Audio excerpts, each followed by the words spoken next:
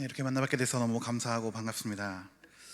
사실 이제 에드워즈가 한국에 처음 알려지게 된 계기는 사실 부흥에 관한 내용 때문이었습니다. 그래서 에드워즈는 부흥사로서 또 목회자로서 너무 잘 알려지게 되었고, 지금까지 에드워즈의 부흥에 대한 연구는 수없이 많이 이루어졌습니다. 그래서 이제 어떻게 해야 좀 더 에드워즈의 부흥과 관련해서 새로운 부분들을 여러분과 나눌 수 있을까 고민하다가 제가 이제 에드워즈의 신학적 미학을 박사때 전공했는데, 그 부분을 좀 접목시켜서 에드워즈의 이러한 신학적 미학과 그 다음에 이 부흥과 어떤 관계가 있는지를 한번 짧은 시간이나마 여러분과 함께 나눠 보려고 합니다. 에드워즈 신학의 이제 이 부흥 신학과 아름다움을 살펴보기 위해서 우리는 먼저 에드워즈가 말하는 아름다움이란 어떤 것인지, 그 다음에 인간이란 어떤 존재인지, 그리고 이것이 에드워즈의 부흥과 어떻게 연결되는지를 볼 때, 또한 부흥 신학의 핵심 요소가 무엇인지, 그리고 그 가운데 회심과 또한 신앙 감정이 어떻게 역할을 하고 있는지, 그래서 마지막으로는 참된 부흥이 이 미학적 변혁으로서 어떤 의미를 지니고 있는지를 한번 살펴보도록 하겠습니다. 자, 우리가 먼저 살펴봐야 될 것은 에드워즈가 이해한 하나님의 아름다움과 그 다음에 그 아름다움의 발산이자 발현인 이 창조가 어떻게 연관되는가에 대한 내용입니다. 에드워즈에 따르면 모든 참된 아름다움의 근원은 삼위일체 하나님의 내적인 조화와 사랑입니다. 그러니까 성부, 성자, 성령 하나님 사이에 있는 완전한 조화와 사랑 자체가 이 온 우주적인 궁극적인 미의 원천이라는 것입니다. 이것은 다분히 어거스틴적인 이해를 가지고 온 것입니다. 생각해 보시면은 에드워즈는 늘 이 아름다움을 이야기할 때 복수성, 그러니까 플루럴리티를 강조를 합니다. 왜냐하면 하나만 있다면은 그것은 아름다운 것인지 추한 것인지 우리가 분별할 수가 없기 때문입니다. 그런 면에서 에드워즈는 하나님께서 삼위일체의 하나님이신 것은 죄송합니다, 너무 당연한 것이라고 이야기를 합니다.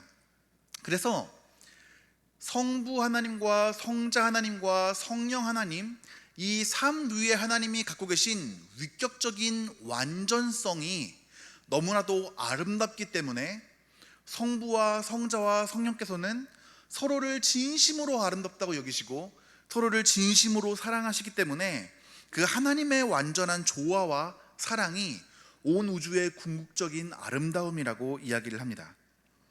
그리고 이러한 궁극적인 아름다움이 창조세계와 역사 가운데 반영된 것이 우리가 일반적으로 접할 수 있는 파생적인 아름다움들입니다.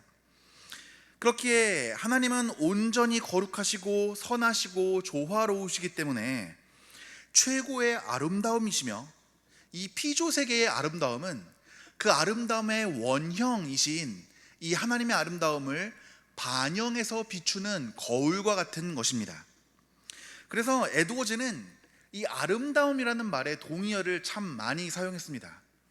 정말 수없이 많은 동의어들을 사용했는데 그 중에 일부를 보자면은 가장 많이 사용하는 것은 탁월함이었습니다. excellency라고 하는데, 이 탁월함은 아름다움의 동의어였습니다. 또한 뿐만 아니라 하나님의 영광, 거룩함, 완전성, 조화, 비례, 동의, 이런 내용들을 아름다움과 동의어로 사용하여서 궁극적으로 하나님의 아름다움과 그 아름다움의 반영인 이차적 아름다움을 나타내는데 이러한 단어들을 사용하였습니다. 특히 에드워즈는 하나님의 거룩하심과 도덕적 완전성을 최고의 아름다움으로 보았습니다. 에드워즈가 이야기할 때 아름다움이라고 하는 것은 우리가 요즘에 흔히 아름답다라고 이야기할 때 사용되는 것처럼 화려하거나 감각적인 매력이 아니라 도덕적인 거룩함의 광채가 참된 아름다움이라고 보았습니다. 이처럼 에드워즈의 아름다움이라고 하는 것은 하나님에 대한 이해부터 시작해서 피조세계에 이르기까지 신학 전체의 근본 원리를 이루는 것이었습니다. 이러한 면에서 인간이라고 하는 것은 하나님의 아름다움을 가장 잘 비추도록 창조된 아주 특별한 피조물이었습니다. 에도즈는 인간을 창조 세계의 머리이자 목적으로 보았는데, 그 이유는 인간이 하나님의 형상으로 창조되었기 때문입니다. 인간은 하나님의 성품을 담도록 지음받았고, 도덕적이고 영적인 특성을 통해서 하나님의 아름다움을 인식하고 반영할 수 있는 존재로 창조되었습니다. 말하자면 인간은 하나님이 지으신 이 아름다운 피조 세계 안에서 가장 뛰어난 아름다움을 지닌 존재로서 하나님의 본질적 아름다움, 그러니까 거룩함과 사랑의 완전함을 거울처럼 비추는 역할을 하도록 지음받았습니다. 그래서 모든 피조물의 아름다움이 하나님으로부터 나오지만, 특히 인간은 이성적이고 영적인 능력이 있기 때문에 하나님의 아름다움을 이해하고 감상하고 이에 응답할 수 있는 존재였습니다. 이러한 맥락에서 에드워즈는 이렇게 얘기합니다. 참된 미덕이란 하나님을 최고의 존재로 사랑하고 하나님의 아름다움을 무엇보다 귀하게 여기는 성향이다 라고 말입니다. 요약하면 인간이 보여줄 수 있는 가장 큰 미덕과 아름다움은 하나님의 아름다움을 사랑하고 그것을 즐거워하는 데 있습니다. 이것은 우리가 흔히 암송하고 있는 웨스트민스터 소요리문답 1문1답과도 일맥상통합니다. 인간의 제일 되는 목적이 무엇입니까?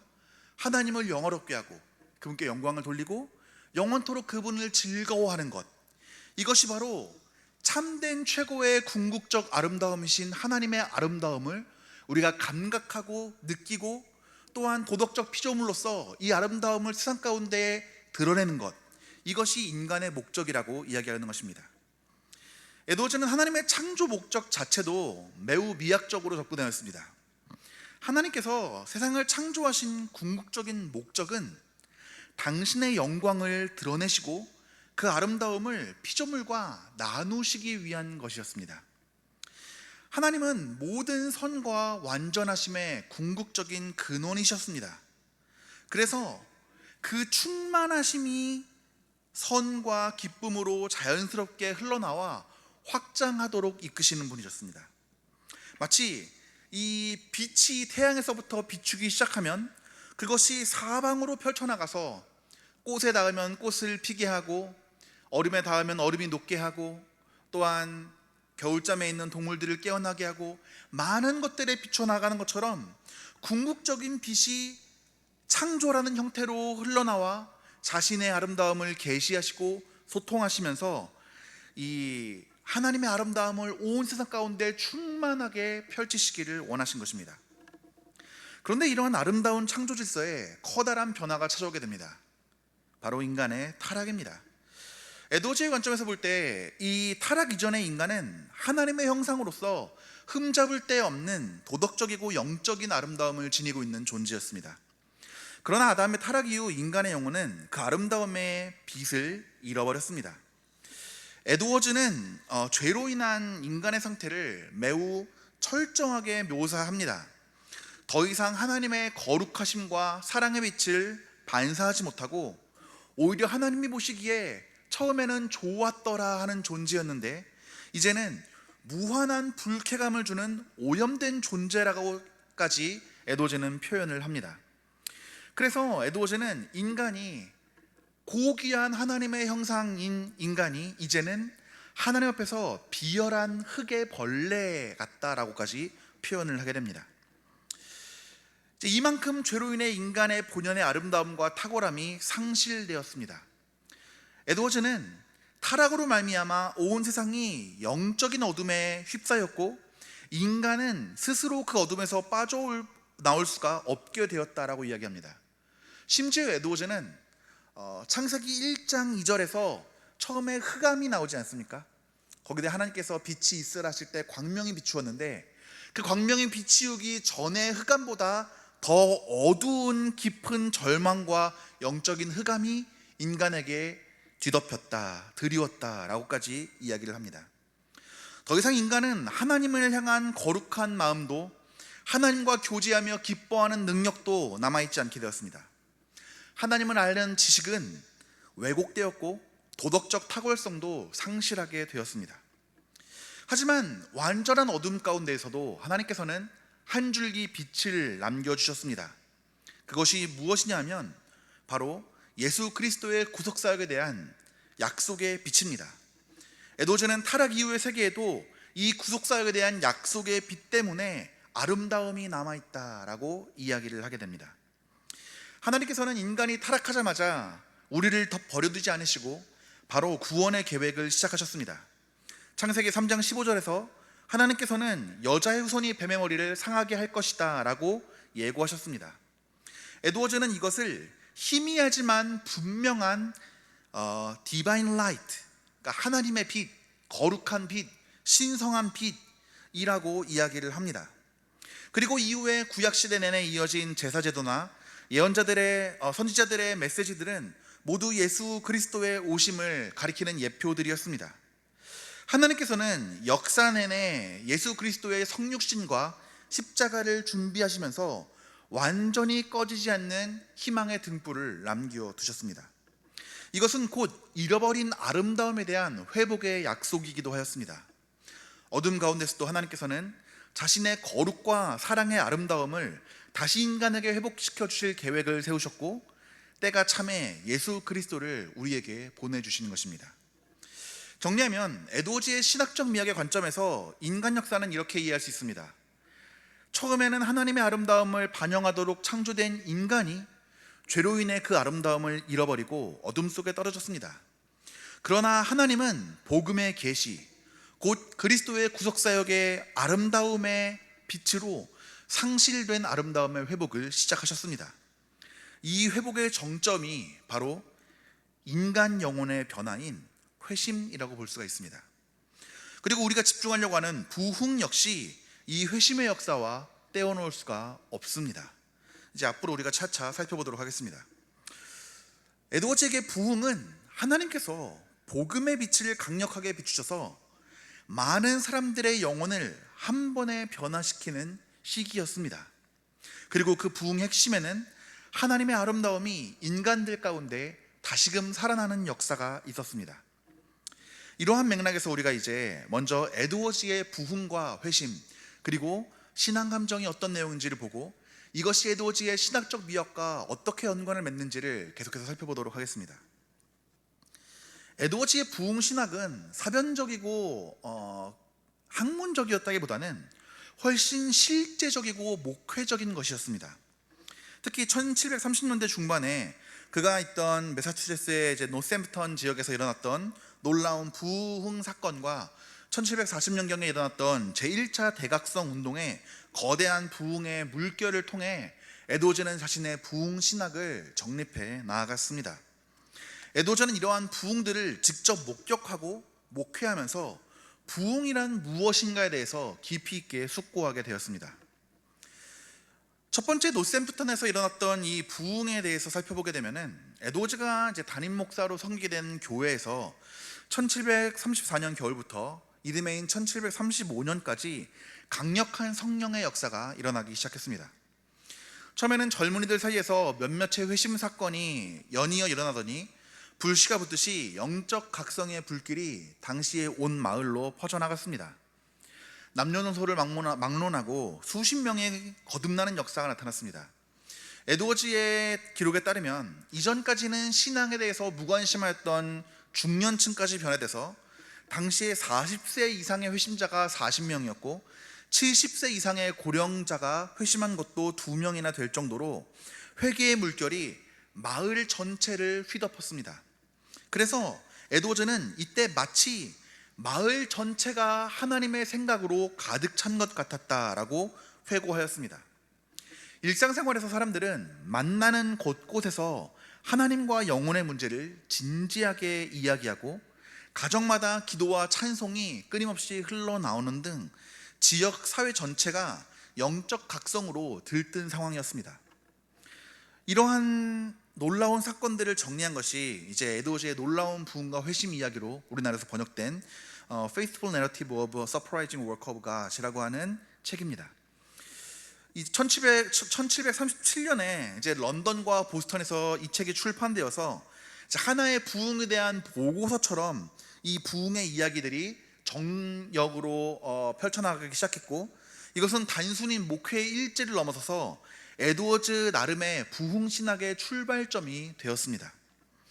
이 보고서에서 에드워즈는 아주 흥미로운 관찰을 내놓았습니다.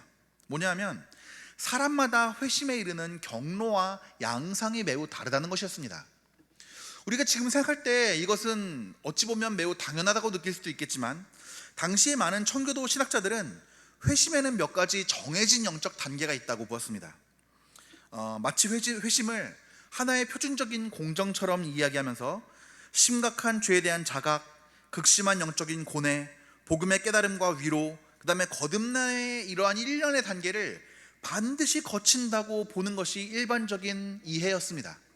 그러나 에드워즈는 이제 노샘프턴의 실제 부흥 사건들을 경험하면서 이러한 이론들이 꼭 들어맞지 않는 각양각색의 회심과 부흥의 사례들을 만나게 되었습니다.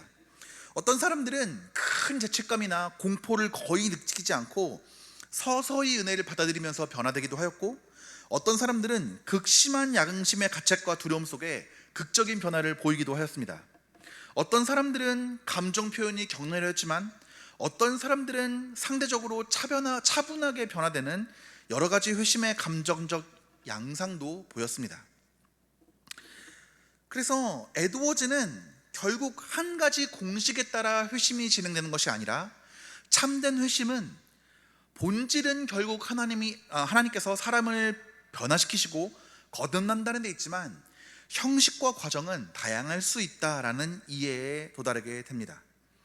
그래서 후대의 이제 부흥 연구가들이나 신앙 간증 기록자들에게 하나의 전형을 제시할 정도로 에드워즈는 부흥 현상을 면밀히 관찰하고 분석하는 목회자였습니다. 1730년대 후반에 접어들면서 노샘프턴의 부흥 열기는 점점 가라앉았습니다. 하지만 에드워즈의 부흥에 대한 통찰은 훨씬 더 성숙해졌습니다. 에드워즈는 부흥의 이 감격적인 열풍이 지나간 뒤에 진정한 열매는, 부흥의 열매는 결국 성도의 일상적인 삶의 순종과 성화의 열매로 증명된다라고 하는 확신을 품게 됩니다. 뜨거운 집에서 느끼는 열렬한 감정적인 변화와 체험들은 시간이 지나면 사그러들 수 있지만, 그 후에 남게 되는 거룩한 삶의 변화야말로 부흥의 진가라는 깨달음이었습니다. 실제로 에드워즈는 자신이 목양하던 회중들을 오래 지켜보면서 한때는 저 사람은 분명히 회심했을 것이다 라고 생각했던 사람이 실제로는 열매 없는 신앙으로 돌이키는 것을 상당히 많이 보게 되면서, 겉으로 지속되는 열정의 높이보다는 내적 변화의 본질과 지속적인 열매가 부흥의 기준의 중요한 평가로 자리 잡게 됩니다.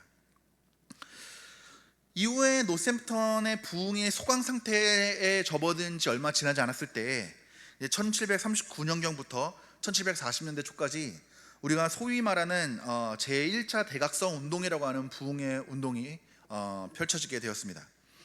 이제 영국의 부흥 설교자였던 조지 위필드의 순회 설교, 그 다음에 요한 웨슬레 같은 사람들의 이제 설교 등으로 불이 붙은 이 각성이 당시의 식민지 아메리카 전역을 휩쓸게 되었습니다. 이 와중에도 에드워즈는 자신의 교회와 지역에서 부흥 집회를 인도하고, 또한 전국적인 부흥의 흐름들을 보면서 적극적으로 부흥에 동참하였습니다. 이때의 부흥은 규모면에서 노샘프턴의 지역 부흥보다 훨씬 광범위하였습니다. 곳곳에서 수많은 사람들이 회심하였고, 그리고 집회에서 통곡하거나 울부짖거나 크게 웃거나 뛰도는 모습들 등 은혜의 임재로 말미암은 것 같은 감정적인 현상들이 많이 나타나게 되었습니다. 이러한 상황 속에서 에드워즈는 한편으로는 성령의 강력한 역사에 대한 기대와 개방성을 가지고 있으면서도 동시에 분별력을 잃지 않으려고 하는 노력을 보였습니다. 그는 부흥운동을 옹호하면서도 도가 넘은 광신적인 모습에는 경계를 늦추지 않았고, 또한 차갑게 부흥을 비판만 하는 회의주의에도 맞서야 했습니다.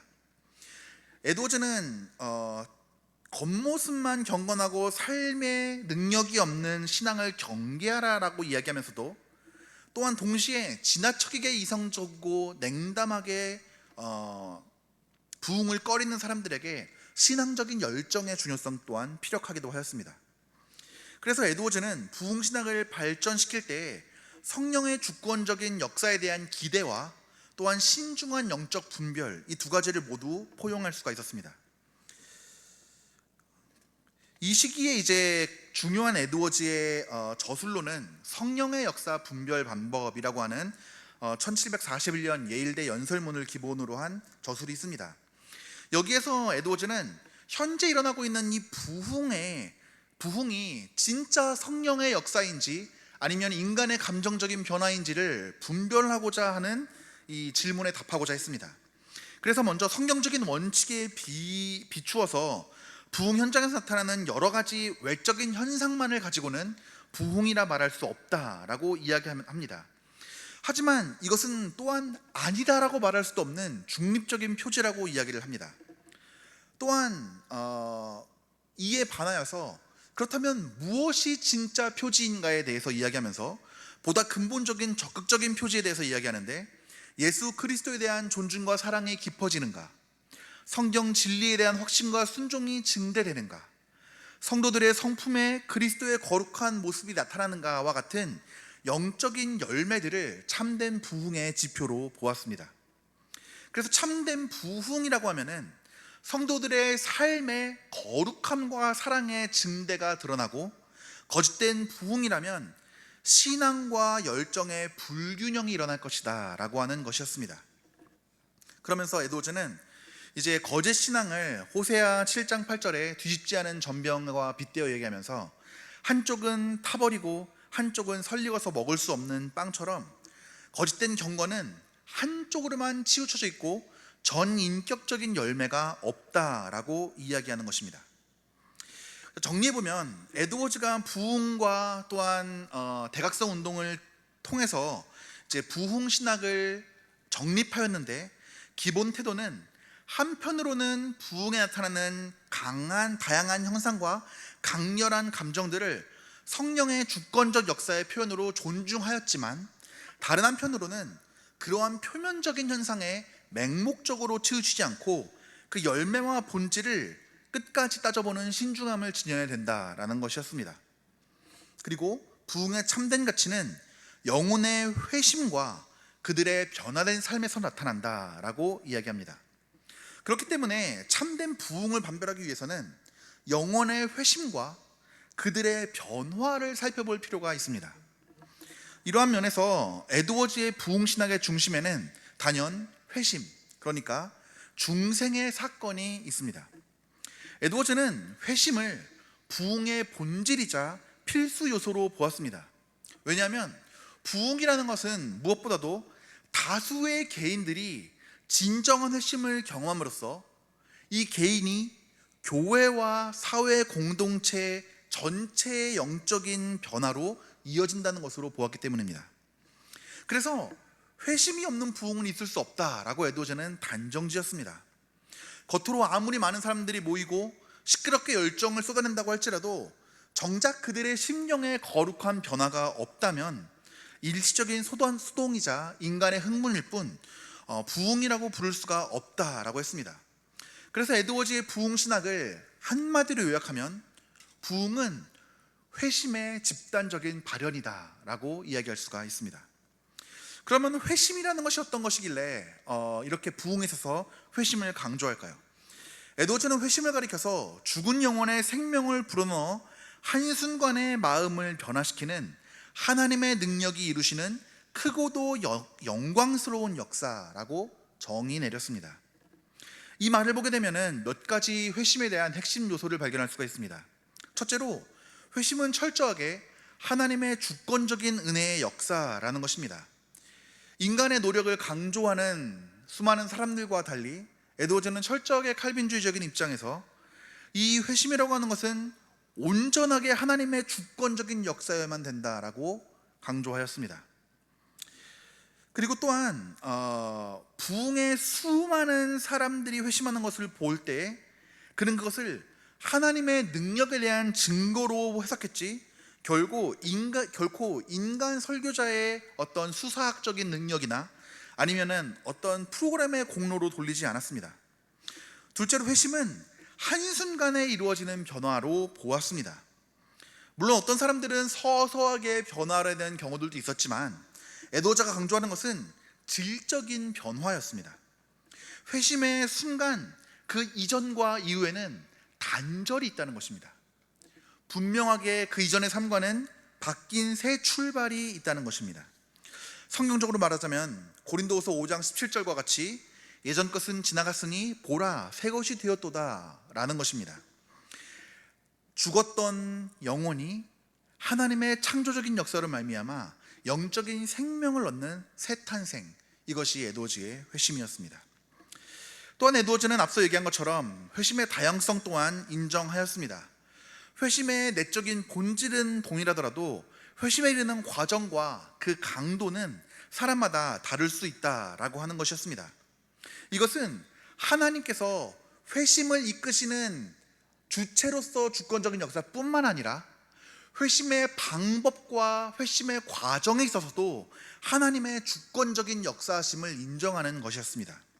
그래서 하나님께서는 각 사람에게 정하신 때와 길이 있기 때문에 인간의 기준으로 넌 이랬으니까 진짜 회심, 넌 저랬으니까 가짜 회심이라고 말할 수가 없고, 획일적인 잣대로 진짜와 가짜 회심을 분별하는 것을 매우 경계하였습니다.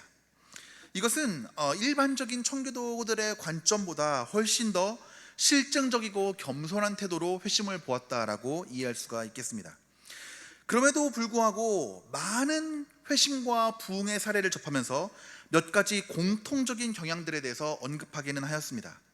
예를 들어서 많은 회심자들이 분명히 죄에 대해서 깨닫고 절망을 느끼는 것과 예수 그리스도로 말미암아 참된 평안과 기쁨을 누리는 것들, 이러한 것들은 이제 토마스 셰퍼드와 같은 초대 청교도들이 얘기하는 것과 유사하게 표현하기도 하였습니다. 하지만 에드워즈는 반복해서 이것은 일반적인 현상일 뿐이지 결코 절대적인 공식이나 규범은 아니다라고 이야기하였습니다. 에드워즈는 이러한 깨달음을 통해서 회심의 진위를 분별하는 기준 역시 자연스럽게 내면에 있는 변화의 실제로 보았습니다. 정말 실존하고 있는 내면의 변화가 있는가 아니면 그것이 없는가라는 것입니다. 겉모습의 유사성, 진짜로 회심한 사람도 울고 통곡하고 기도하고, 또한 감정적인 변화만 있던 사람도 울고 통곡하고 기도하지만 그것에 집중하기보다는 그 사람의 마음에 실질적으로 새로운 성품이 생겨났느냐라는 것입니다. 이러한 맥락에서 참된 부흥의 또 다른 두 번째 중요한 요소는 religious affections, 신앙 감정입니다. 에드워즈는 동일한 이름을 가지고 있는 자신의 저서 신앙 감정론에서 참된 영적인 체험과 거짓된 종교의 열정을 면밀하게 구분하고자 애썼습니다. 그리고 결론적으로 참된 신앙과 참된 경건은 거룩한 감정 또는 거룩한 정서에 있다고 보았습니다. 여기서 이야기하는 에드워즈의 감정은 우리가 흔히 19세기 이후에 이해하고 있는 감정, 즉 이모션이 아닙니다. 그것보다 훨씬 더 깊은 의미에서의 소위 말하는 정서적인 정동이 이 어펙션입니다. 그래서 성령께서 불러일으키시는 훨씬 깊고 거룩한 마음 자체의 움직임을 이 정서, 어펙션이라고 이야기를 하였습니다. 다시 말해 우리가 이야기할 때 이 신앙 감정이라고 얘기할 수 있는 것은 이 이모션을 뜻하는 이 감정보다는 어떤 감동, 열정, 정동, 이러한 표현들로 훨씬 더 잘 이해될 수 있을 것입니다. 부흥이란 바로 이러한 참된 신앙 감정이 비상하게 고양될 때 이 참된 부흥이 있다고 이야기를 하였습니다. 그래서 많은 사람들이 성령으로 말미암아 하나님을 깊이 경외하고 사랑하고 죄에 대해서 애통해하고 구원의 기쁨에 감격하는 이 거룩한 정서의 불길이 일어나는 것이 바로 이 부흥이라고 이야기를 하였습니다. 그래서 이제 에드워즈에게 있어서는 이 중요한 것은 감정 자체가 동반하는 어떠한 외적인 모습이 아니라 감정의 내용과 그 열매였습니다. 참된 신앙의 감정은 성령께서 조명하신 진리에 대한 마음의 거룩한 반응입니다. 그리고 그 중심에는 하나님의 거룩하심과 하나님의 탁월하심에 대한 영적인 인식이 있습니다. 좀 쉽게 이야기하자면 거듭난 사람들의 마음에는 하나님의 거룩하고 사랑 많으신 성품을 알고 감동하는 새로운 감각이 생겨나게 되는데, 이로 인해 죄인들은 알 수 없는 하나님을 최고로 사랑스럽고 최고로 탁월하고 최고로 아름답고 존귀한 분으로 느낄 수 있는 감각이 생겨난다고 하는 것입니다. 에드워즈는 이것을 위해서 아까 우리 도목사님께서 말씀해 주신 것처럼 다양한 비유들을 들었는데, 가장 유명한 것이 바로 꿀에 대한 비유입니다. 꿀에 대한 백과사전을 읽고 사전을 읽어서 꿀이 뭔지를 경험해 본 사람은 알 수 없는 단계가 바로 꿀을 손가락으로 푹 찍어서 입안에 넣어보는 것입니다. 그때 우리가 머리로 꿀은 달지, 단순히 달 뿐만 아니라 밤꽃에서 나오는 꿀은 약간 쓴맛을 가지고 있고, 아카시아 꽃이 꿀이 가장 비싼 꿀이고, 설탕을 먹인 꿀은 사양 꿀이고, 이런 알미, 진짜 알미 아니라, 진짜 알은 그것을 경험해보고 그것을 직접적으로 마주해본 것이 참된 알미라는 것입니다. 이러한 체험을 에드워즈는 sense of the heart에서 마음의 감각이라고 했습니다. 그래서 사람이 자기의 오감으로 세상의 미각, 향기, 색채, 촉감 이런 것들을 느끼는 것처럼 거듭난 성도는 새로운 영적인 감각으로 하나님의 영광의 아름다움을 느낄 수 있다는 것입니다. 이것이 바로 성령께서 회심한 사람들에게 심어주시는 새로운 능력입니다. 이러한 영적인 감각이 생겨나서 새로운 깨달음과 감동이 생기게 되면 그 사람 안에 변화가 일어나게 됩니다. 마음의 방향 자체가 바뀌게 됩니다. 그래서 이전에는 하나님을 몰랐을 때에는 별로 매력적이지 않던 일들이 기쁨이 되고, 또한 하나님의 아름다움과 하나님의 거룩하심을 바라볼 때에도 즐겁지 않던 것들이 자신 안에 기쁨과 즐거움으로 바뀌게 되는 것이죠. 바로 이 지점에서 에드워즈의 부흥신학과 신학적 미학이 만나게 됩니다. 회심은 인간 영혼 안에 하나님의 거룩하신 아름다움이 심겨지는 창조적인 변화이고, 그리고 부흥은 그 개인적인 회심이 다수에게 확산되어서 교회 전체가 하나님의 아름다움을 향해 활활 불타오르게 되는 상태가 바로 부흥입니다. 에드워즈는 노샘프턴의 부흥을 바라보면서 공통적으로 일어나는 두 가지 변화를 보게 되는데, 하나는 자신의 죄에 대한 비참함에 대한 자각이고, 다른 하나는 하나님의 영광스러운 아름다움에 대한 강렬한 인식입니다. 이전에는 없던 감각으로 말미암아 자신의 영혼의 부패함과 무가치함을 뼈저리게 깨닫고 죄 때문에 하나님 앞에 설 수 없다는 절망과 통해에 이르게 되는데, 이때에 비치는 것이 그리스도의 구속의 빛입니다. 그리스도의 구속의 빛이 비칠 때에 예수 그리스도의 십자가 사랑과 구속의 아름다움에 신자는 압도당하게 됩니다. 그래서 하나님의 영광과 그리스도의 탁월함의 분명한 체험 이후에 자기 자신이 마치 그분 안에 완전히 잠겨버린 것과 같은 몰입을 경험하기도 합니다. 요약해보면 참된 부흥의 현장에는 죄에 대한 깊은 애통과 하나님의 아름다움에 대한 황홀한 기쁨이 동시에 나타나는 것을 에드워즈는 포착하였습니다.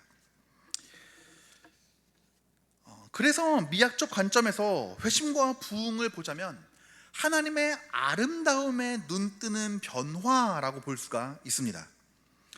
에드워즈에게 참된 회심이란 인간 심령이 하나님의 아름다움에 대해 눈뜨고 새롭게 창조되는 사건이었습니다. 회심은 도덕적으로 조금 더 착해진다든지 아니면 교리를 머릿속으로 잘 받아들이고 이해할 수 있는 정도의 변화가 아니었습니다. 영혼 깊은 곳에 있는 새로운 영적인 감각과 성향이 생겨나는 존재론적인 변화였습니다. 하나님을 모르고 살아가던 영혼이 성령의 역사로 말미암아 하나님의 거룩과 사랑과 탁월함을 직감적으로 맛보게 됐을 때 그 영혼은 근본적으로 변화되어 새로운 본성과 원리가 심겨지게 됩니다. 그리고 이것은 한 가지 중요한 원리 가운데 성장하고 자라나게 되는데, 그것이 바로 그리스도와의 연합입니다. 그리스도와 연합하면서 새롭게 신겨진 본성은 자라나게 되며, 이것은 당연히 삶의 방향 전체를 바꾸게 됩니다. 하나님의 아름다움을 본 사람들은 자발적으로 하나님을 향해 마음이 기울어지게 됩니다. 이전에는 의무감이나 두려움, 지옥에 대한 형벌에 대한 거리낌 때문에 마지못해 하나님의 계명을 지켰더라면, 이제는 즐거움으로 행하고 싶은 매력적이고 행복한 것이 이 하나님을 향한 마음이 되는 것입니다. 그래서 미덕을 행하고 거룩하게 살아가는 것 자체가 아름답고 매혹적인 일로 느껴지고 그 가운데 기쁨을 발견하게 됩니다. 그래서 결과적으로 회심한 신자는 온전히 복음을 받아들이게 되고 그리스도께 자신을 내어드림으로써 그 삶에는 총체적인 거룩함과 순종의 열매가 맺히기 시작합니다. 그래서 에드워즈는 아무리 정교한 종교 지식이나 도덕적 노력도 마음을 근본적으로 바뀌지 못하지만, 신적인 빛은 마음 밑바닥까지 스며들어 그 성향을 바꿈으로써 전인격적인 거룩함을 산출한다라고 이야기를 합니다. 그래서 신자는 존재적인 변화로 말미암아 하나님의 아름다움에 매혹된 새로운 존재로 변화되는 것입니다. 자, 이렇게 회심을 미학적 각성, Aesthetical Awakening이라고 해석할 때 부흥은 무엇이라고 해석할 수가 있겠습니까? 부흥은 이러한 영적이고 미적인 변혁을 동시에 경험하는 것이라고 말할 수가 있겠습니다. 개인이 성령의 조명으로 말미암아 하나님의 아름다움에 대해서 눈뜨는 회심이라면, 그것이 교회적인 차원, 공동체적인 차원에서 발현하는 것이 바로 부흥이라고 말하는 것입니다. 이러한 이해는 현대에 매우 중요한 경종을 일깨우게 됩니다. 왜냐하면 현재 많은 사람들은 부흥의 의미를 격화시키기 때문입니다. 단순히 교인이 늘었다, 차갑던 분위기가 뜨거워졌다, 예전보다 기도 시간이 조금 더 늘어났다, 설교 시간에 사람들이 덜 존다, 이러한 단편적인 현상들을 부흥이라고 이야기하고 있는 이 시대 가운데 에드워즈의 이 부흥의 본질은 하나님의 미적인 속성들, 곧 거룩, 사랑, 조화가 신자의 가운데 공통적으로 현저하게 드러나게 되는 특별한 시기가 있어야만 그것을 부흥이라고 보기 때문입니다. 겉으로 아무리 많은 사람들이 모인다고 할지라도, 아무리 폭발적인 감정적인 변화가 있다고 할지라도, 그렇게 하나님을 향한 새로운 미각적 시선이 바뀌지 않는다면 그것은 부흥이라고 말할 수가 없는 것이죠. 그렇기에 부흥을 경험한 신자들은 하나님을 경외하고 사랑하게 되었습니다. 경외라고 하는 것은 하나님을 향한 두려움과 이끌리는 사랑이 모순적으로 공존하는 것입니다. 이전에는 하나님에 대한 올바른 인식이 없었기 때문에 그분의 위대하시고 어미로우심을 제대로 인지하지 못했지만, 참된 부흥과 참된 힘으로 말미암아 하나님을 온전히 알게 될 수 있는 인간은 하나님을 향한 무한한 두려움을 얻게 됩니다. 왜냐하면 우리 안에 있는 이 죄성이 거룩한 하나님, 영광스러운 하나님과 비할 수 없는 존재라는 것을 깨닫기 때문입니다. 그러나 동시에 우리 안에 내주하시는 성령과 그리스도의 구속의 빛이 우리 안에 남아있는 하나님의 아름다움을 일깨우면서 그 아름다움의 원천이신 하나님을 끝없이 사랑하도록 만듭니다. 그래서 한없이 두려운 분이시지만 사랑할 수밖에 없는 주님이 바로 경외라는 단어로 나타나는 것입니다.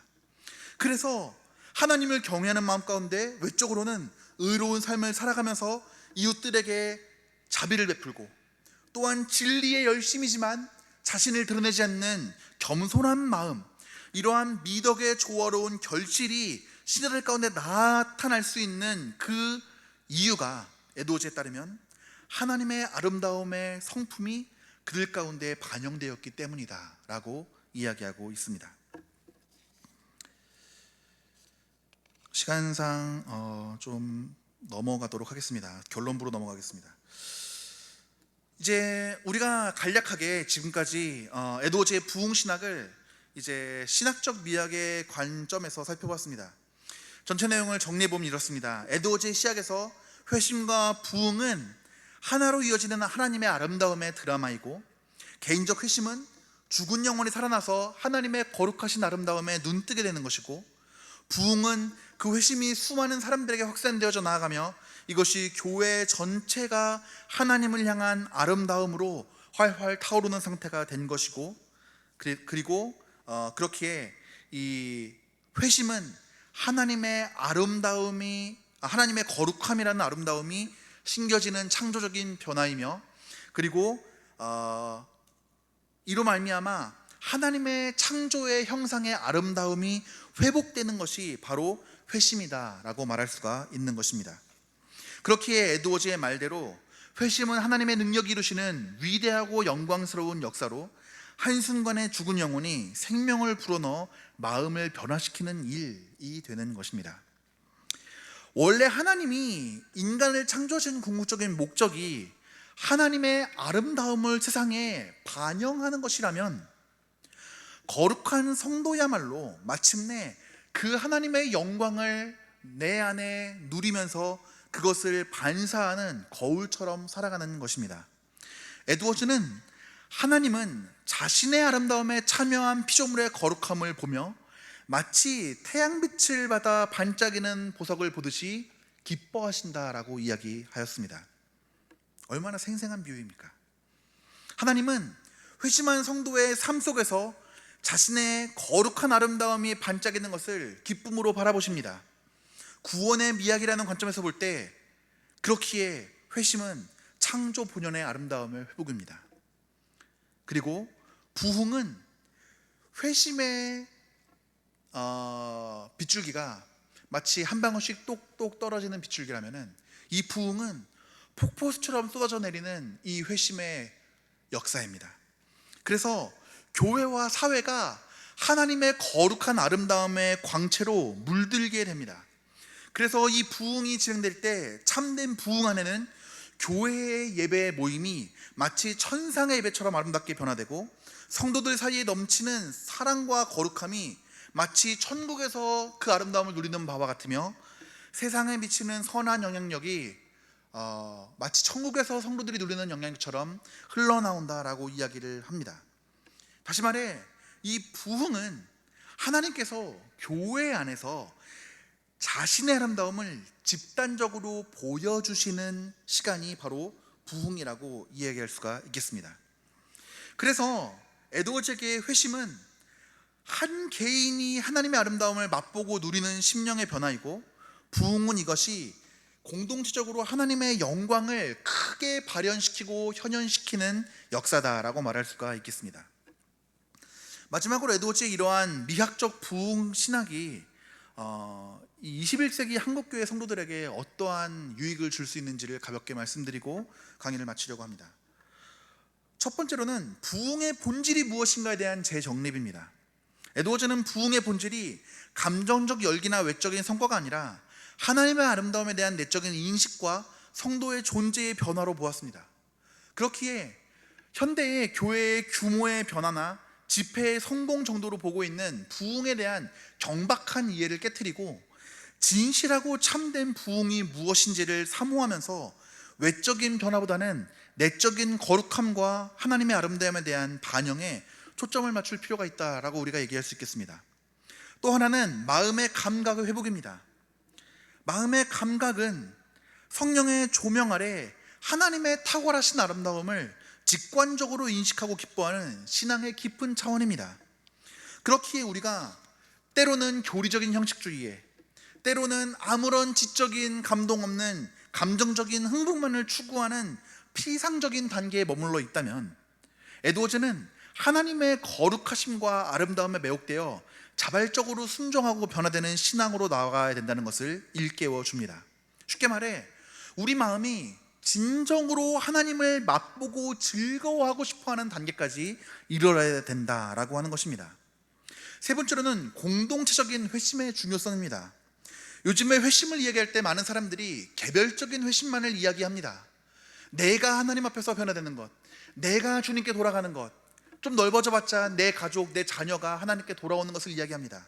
하지만 에드워즈의 부흥 신학에서 부흥이란 단지 개인의 변화에 그치는 것이 아니라 교회 공동체 전체가 하나님의 아름다움을 반영하는 존재로 변화되는 사건입니다. 거기에 우리는 회심을 강조할 때 반드시 이러한 교회적인 차원에서의 부흥과 회심을 이야기해야 합니다. 마지막으로 에드워즈의 이 미학적 부흥 신학은 결국 세상을 향한 하나님의 영광의 확장으로 나아가야 됩니다. 내 내면적인 체험이나 나의 어떤 카타르시스를 느끼는 데서 그치는 것이 아니라 하나님의 영광이 온 땅 가운데 가득하기를 바라고 원하는 마음으로 나아가는 것, 이것이 바로 에드워즈가 말하는 참된 부흥의 영향이자 결과라고 말할 수가 있을 것입니다. 그래서 에드워즈의 미학적 부흥 신학은 결론적으로 회심과 성령의 조명을 통한 내적 아름다움의 회복, 그리고 그 아름다움이 공동체를 통해 세상에 흘러나가는 부흥의 본질을 다시 성찰하도록 이끕니다. 한국교회가 진정으로 부흥을 사모한다면 이제는 겉으로 보이는 성공이나 숫자에 연연하지 말고 하나님의 거룩하고 사랑스러운 아름다움을 진심으로 사랑하고 닮아가는 공동체가 되어야 될 것입니다. 그렇게 된다면 변화된 사람들이 모여 교회의 거룩한 아름다움을 드러내고 하나님이 이를 통해 기뻐하시며 참된 부흥과 생명을 주실 것입니다. 감사합니다.